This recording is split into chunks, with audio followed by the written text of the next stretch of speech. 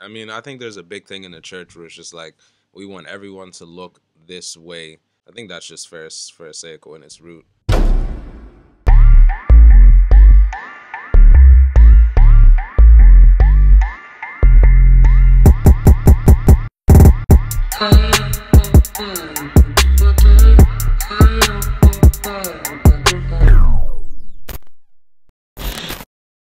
You know, within the last couple of weeks, Tekashi69. Oh yeah. You know, he had court, and there was some brothers out of New York, some ministers that got him coming to church and doing some charity stuff. That's and dope. Ended up showing up and speaking on his behalf for court, and really kind of playing a pivotal role on getting him probation instead of him going back to jail. You know, because he think he was gonna get like 4 years prison.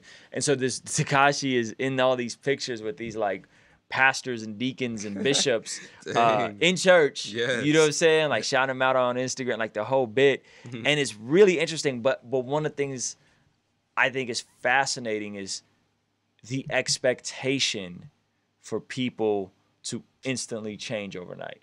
And God can definitely change you overnight. Yeah, for sure. But like you said, for me, it was a 2-year process. For you, you said, yo, that sanctification of getting off weed, you know, wrestling through your sin, fighting through. Yeah. And I remember seeing it. I just commented like, man, this is awesome. But just know that this is going to be a process for this dude. Like I was in high school and it took me 2 years to really surrender my life to God. Word. I mean, even with Chance, like, I believe that dude has like a real fire. Yeah. But that dude is like rich and in the industry, and there's stuff around him. So, and I'm not even on some like the Illuminati, the industry, the devil has a stronghold, and like I believe God can redeem all things. I believe God has dominion over all things. But I do think that like if me in high school, it took me 2 years. Yeah. And these brothers are like young adults, infinite amounts of access to anything. Yeah. With a lot of disposable income. Yeah. Like it's gonna take some time. You know what I'm saying? Like it's gonna take some time. And I hope that people are patient with people in general. Yeah. Right. I think that it is that we keep coming back to this theme of patience. Like being patient with the process of walking in God's dream for your life, walking in God's call for your life. Yeah. Being patient with the process of you just walking in faith and the sanctification. But I also think being patient towards other people coming to faith.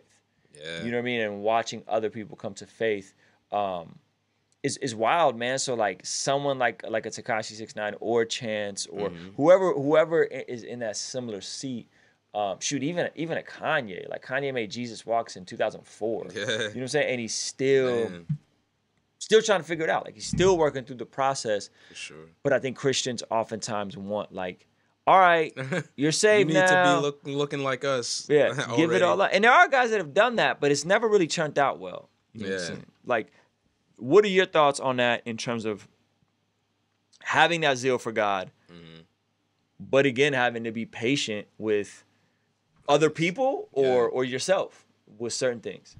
Word. I mean, I think there's a big thing in the church where it's just like we want everyone to look this way, which is like, I think that's just pharisaical in its root. It's just like you're not righteous unless you look like this. But I know so many, like my homie Rockstar JT is, I believe is one of the greatest examples. Like that dude has a straight passion for Jesus. Like, and people say a lot of stuff about him, and he's open about stuff that he struggles with. But like, I think that as the church, like we shouldn't be so quick to judge and to call out that you need to be sanctified and all this stuff like that real quick, because you just have to live out people's life with people, and you have to pray for people. And the first thing it says in the Bible that love is patient, love is kind, and patience is one of the virtues of God. It's like if he's anything, he's patient with us. Yeah. So he's patient with us, therefore we should be patient with others. But more importantly, is we should stop trying to force the hand of God for what we think are our calls. Yeah. You know what I'm saying? For what we think we're supposed to be doing, or how we think things are supposed to go. For sure. I tell you what, man, if I was if I was more successful at an earlier age, like if I was where I'm at now, and I don't even think I'm like super popping or whatever, so like don't take this the wrong way. Hold up. This dude just got noticed while we were out to eat today, so don't try to it's act not like I like get it. noticed.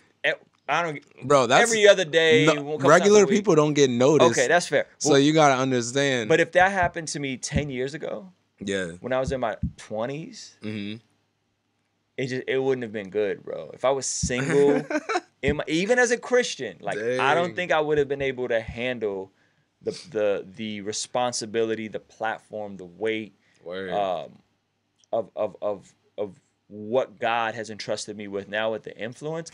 I don't think I would have been able to handle that. Whether that means I would have like wild out and like just sinned or just been a jerk to people and been disrespectful and rude to people. Truth. I don't think I would have handled that. And I'm so grateful that things didn't happen faster.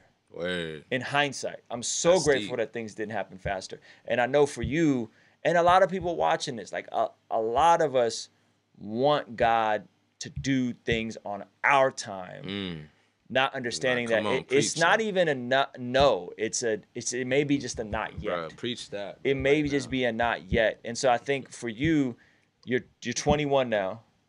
Yes, sir. You're sitting in an amazing place. Yes, sir. And you're freakishly talented, like a lot of talent. Like watching you make beats today and compose. Yeah, we still got Reason open. We're cooking. You know what I'm saying? Watching you create, watching you do the video stuff. I'm like, man, Montel is so talented. Sometimes when we're super talented, I hate to use this word, but we feel we're entitled to success. You know what I'm saying? And it's like, we're not. The fact that we even have YouTube and podcasts and all this stuff is like, we live in such a cool era, but nobody's entitled to success. Just because you're talented doesn't mean you're entitled to success.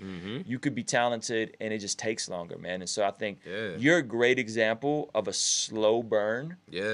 That 5 years from now, 10 years from now, people will probably watch this back. Hopefully they'll watch this back. And they'll be like, yo, like, he did it on his own terms. He didn't compromise. And he kept God in the midst of it all, almost in a countercultural way, counter-Christian culture or whatever. You know what I'm saying? If you guys want to see more podcasts happen just like this, go check out the Patreon, man. Sign up for the Patreon. Patreon.com/KingsDream. Hey. That's how all these things happen. That's how we got 3 camera angles in here. That's how we upgrading the equipment. We're going to get better Holy Ghost guests. And that's possible because of the Patreon who rock with us and support us. So we really appreciate y'all. Peace.